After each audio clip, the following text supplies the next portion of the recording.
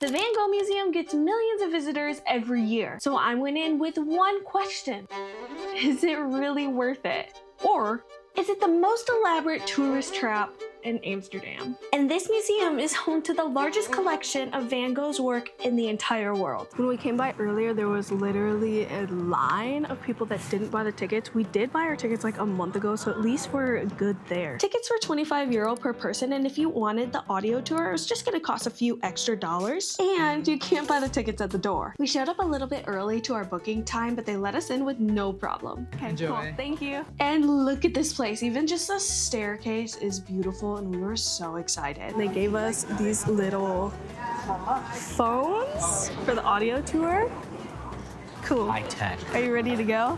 Sorry guys, it's only allowed to make photos with no fine. recording. That's fine. Thank it. you. Thank you. Bye-bye. Yeah, just so you know, there's no filming allowed, but there was definitely people in there that still were. Like, I'm pretty sure I saw a guy doing a complete live stream. I did want to be respectful of the museum's rules, so I just took little clips of the ones that I found interesting or some of my favorites. So structurally, they had two exhibits, one that's permanent and one that comes in and out on rotation, and we did do both. I do have one quick thing to say about the audio tour. I don't know who approved of the music choices, but it was giving a haunted library, but the narrator was dropping facts about the paintings that were like in front of you to kind of like follow along with it. But that music though had me giggling sometimes when everybody else in the room was so serious and silent. One thing that actually stood out to me was learning about his mental health, but standing there in front of the actual painting, see what he was going through and what he was feeling, his emotions, all right there in front of you on the canvas, which I thought was really powerful and not something you could ever get from a Google search. The vibes were peaceful and there's pretty paintings, but I feel like I spent a good portion of this experience staring at the back of people's heads. I know, it's my fault for being so short. Like, I'm standing there reading the little descriptions that they have next to the paintings, trying to understand why the painting looks the way that it does. Then suddenly, boom, there's 10 people around me. If you are thinking about going, I need you to write this down. I want you to start at the top of the museum. I know that's technically the end of the exhibit, but I do think that there would be less people, a better flow, and kind of a unique perspective. Also, when most people think of Van Gogh, or at least when I think of Van Gogh, I think of the Starry Night. Yeah, that one's not here. That one's in a museum in New York. So just in case nobody told you, they do still have some really iconic ones though, like the sunflowers and the cherry blossoms, and the story behind those is really interesting. We did check out the temporary exhibit, which was way more interactive. There was a few rooms where you could hear what the paintings sounded like and also what they smelled like. What does it smell like?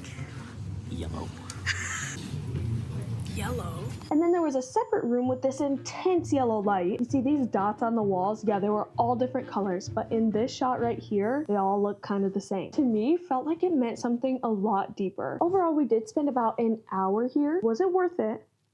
I think I left more confused than when I walked in. I'm sorry, I don't fully understand the hype.